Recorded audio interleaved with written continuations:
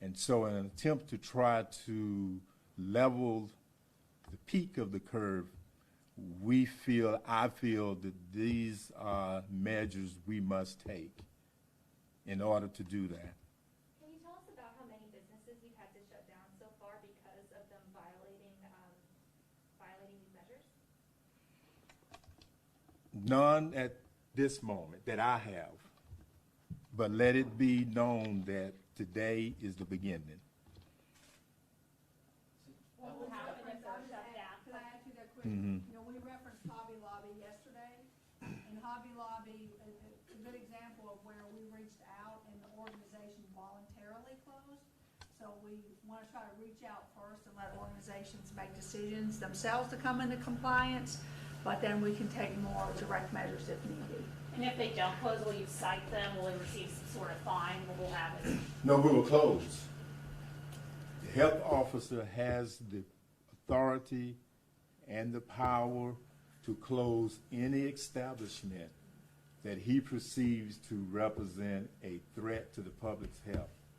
So if someone is violating this directive, this order, I view that as a threat to the public, and therefore will exercise my authority and power to close it. Do the business owners face some sort of citation or like misdemeanor though? Like, Well, they could be subject if they continue to violate or refuse, then they are subject to a fine and a misdemeanor. I think the fine is up to $1,500 or $2,500. I'm not quite sure. how do y'all plan on regulating some of the parks? And Shelby Farms is still open. Like, do you guys plan on having more people out and about to make sure people aren't congregating? I know also in Harbortown area along the river, a lot of people are still hanging out in large groups. And I know there's signs out there that say, you know, keep 6 feet distance, but you plan on having people kind of regulating that to make sure these people are keeping a distance, and do you anticipate closing it ever? We have code enforcement as well as staff members of Shelby County Health Department who would monitor that. Even law enforcement has the power to break up gatherings and say, you all need to move on and separate. And I'm hoping that law enforcement will exercise that right and authority. So Dr. Reno, just to clarify, the safer place order has been in place for more than a week. This is targeting those that have to date have not followed those initial orders and are still operating. Correct? Yeah, understand this, that many have adhered to. Many have been responsible citizens and have done what was asked of them. But there are some who either didn't get the message, did not take the message seriously, and we need to reiterate that this is a serious matter. This is real. This is not a joke. This is a life or death situation, and we got to do something about it, or else we face numerous deaths. Any word on another temporary hospital location to house the overflow of patients? I know you guys announced the Gateway Shopping Center the other day, but do you guys have another location picked out yet? I'll let Dr. Haushalter I'll try to answer. yell so we don't have to keep Yeah. moving from there. Is that the Corps of Engineers has been here off and on over the past week. They're still looking for other facilities, not limited to 1 or 2. Clearly the Gateway Mall was the best option yesterday, so that's #1 site, but they haven't yet named the second site. We hope that that'll be named relatively soon. And like you said earlier, like at the beginning of the press conference, you're still trying to figure out if that other site would have non-COVID patients or COVID patients. It's kind of fluid. Yes, and what people have to keep in mind is this is really a partnership between all the municipalities, the state health department, state unified command, which includes TEMA, as well as National Guard, as well as the healthcare systems. And the healthcare systems have to weigh in heavily. We had a call today with nursing homes. We also have to consider our seniors who are in nursing homes, where they might go. And so all of that will play together to make the right decision for Shelby County. Every community is different, So we have to have solutions that work best for our specific communities. Ms. Halter, could you tell us how many care facilities were on the call today and what you said and So- how you can help them? So, Get you with the mic, I'm sorry. Yeah, I'm sorry. Just because our viewers won't be able to hear you. that's okay, I'm sorry, my voice probably not as, doesn't project as well. I'm trying to visualize how many people I remember seeing on the phone. Somewhere around 20 different facilities were represented, and some of the people on the call actually oversee multiple facilities, so we feel like we had good representation from that community. It was hosted by myself and Dr. Jane as well as Dr. Warren. Our conversation was about the surge, the impact or expected impact on nursing home facilities, and the unique role that the leaders of those facilities play in assuring the health not only of the residents, but the health of their employees. We also asked for feedback on barriers that they have, what are supplies they need, what are some of the challenges they're facing, and then requested their suggestions for how to handle their patient population when the surge occurs, and then gave some tips on how each facility can manage those particular patients so that they can hopefully stay in place and not be hospitalized unless absolutely necessary. Can you give us some of the tips or some of the things that you've recommended? Well, clearly, individuals who work in those types of healthcare settings should wear masks all day long when providing care, even if they're not providing direct care while they're in the facility. And that's not limited to the healthcare workers. That would include the janitorial staff as well as others who maybe bring in food or whatever services are being provided by ancillary personnel. Really paying attention to the signs and symptoms that are exhibited in our senior population. As I've noted before, they may not have a fever first. They may have other symptoms, including GI problems, as well as maybe confusion, but a change in their status could be a good indicator. And then the other is assuring that those individuals, as much as possible, are separated from the rest of the residents within the facility. It also is an opportunity to talk about end-of-life decisions. I mean, it's something that we all should think about and make our decisions and have our living wills in place, but it's something we oftentimes put off. So it's also assuring that individuals' wishes are honored at the end of their life, and how the facilities can help assure that individuals have the right to make those decisions.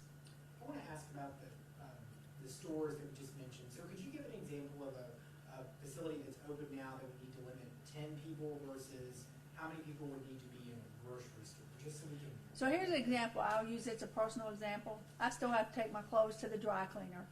The dry cleaner is very small. They have a sign up, one customer at a time.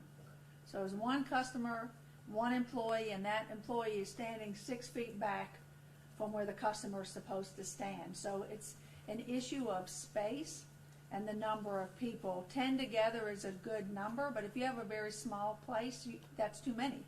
If you have a large grocery store or a pharmacy, then you could have more than 10, but they have to stay 6 feet apart. My own experience, although I don't have a lot of time to go in stores right now, but when I have gone into the pharmacy, I've noticed people naturally separate. I think people are doing very good, but there's just some outliers to that. We've also received a lot of feedback that there are places of worship that are continuing to hold services that have more than 10 people.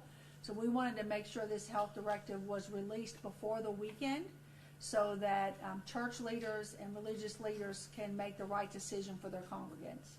And what about folks at home? How do they, if they see someone violating this, how can they report it? So there's a variety of ways. One is through the 311 system within the city of Memphis, and that system has always received complaints and can triage those and send those out to other municipalities. They also have the ability to call the Mayor's Action Center for the county, and I can make sure that Joan gets that number to everyone. Those two systems work together and always have. We receive complaints in all the municipalities, but the city and county specifically receive a large number of complaints every day, and those get triaged and sent out, and so that process will continue to work for this. The city of Memphis has also spent a significant amount of resources training, I'll say community ambassadors, but that Blue Suede Brigade and others to nicely go up to people and encourage them to move on so that there will be social distancing. And I'm going to end with just noting that that is the one place we can truly make a difference. The more that we adhere to social distancing, the less people will get infected, the less people will be hospitalized, and less people will die. That's also, Uh-huh. this morning, the Nashville mayor kind of joined what Mayor Strickland and some task force members said earlier this week about recommending if you're out in public to wear a mask. What is your thought on it? So we actually, as a task force, had already issued some recommendations. Clearly, there's some personnel who must wear a mask. For those who are out in public, some of it is about availability. So our statement has been, if you have a mask available, we encourage you to use that. There are some other face coverings that people may be able to use. There's cloth masks that people may opt to use. I think what I, as a nurse, really want to reinforce, it's not, the mask alone is not the protectant. It's really critical that we wash our hands very thoroughly and frequently, that we cover our cough, that we still stay apart. Having the mask on sometimes gives a false sense of security, which is why you see the guidance around masks evolving over time, because some of the research would say that people actually are more likely to get infected because they're touching their face and touching their masks. The other point is that when we wear a mask, it's as much to protect others from us as protecting us from others, and keeping that in mind, that we're wearing the mask to protect others. More data indicates that individuals are infectious about 3 days prior to actually becoming ill. So wearing the mask actually protects us from that period where we don't know that we're sick and we can spread it to others inadvertently. Dr. Randolph, if I could follow up, take things out of house, Walter. If I could follow up, so when you say closing a business, are we talking you're shutting it down for a month, permanently, indefinitely? What, for these violators moving forward, when you say close them down, what kind of time period are you thinking? Time period would be to which time that one, I feel that they are compliant, and secondly, if to the point, it can extend to the point in which there's no longer a public health threat. So with them being compliant would mean that they would have to demonstrate to me that they no longer represent a threat to the public's health. Time can vary. So it can vary, yes. How many calls have you been getting from people, like you have a rough estimate of how many people have been calling saying, hey, these businesses are still open, people are inside them? I think I received 3 this morning prior to coming, pertaining to, someone was, yeah. About people hanging out inside an actual restaurant? Well, not actually hanging inside an actual restaurant. Most of the complaints that I've gotten, and it's one of the reasons why I wanted to highlight the essential businesses that continue to operate. Some of the complaints, probably most of the complaints, have come from employees of these businesses because the employer is not practicing social distancing or providing PPE. And so that is why I am emphasizing to them, you're exempt because you're essential, but if you violate the directive, you will be closed also. Dr. Randolph, we'll take one more question. I wanted to ask, has there been any update with the assisted living facility? Are there any more cases tied to that facility, or anything more new? Not at the current time, but we're still working with that. I want to add one comment. We will have a press conference tomorrow here at 2. And then beginning Monday, we'll do it jointly as part of the task force, and we'll be doing that at the library using technology. So Joan will get that out to everyone before Monday. We anticipate it'll be in the afternoon, but the time may need to change to be able to accommodate others who would be working with us on that. So thank you all for being here, and we'll see you tomorrow at 2.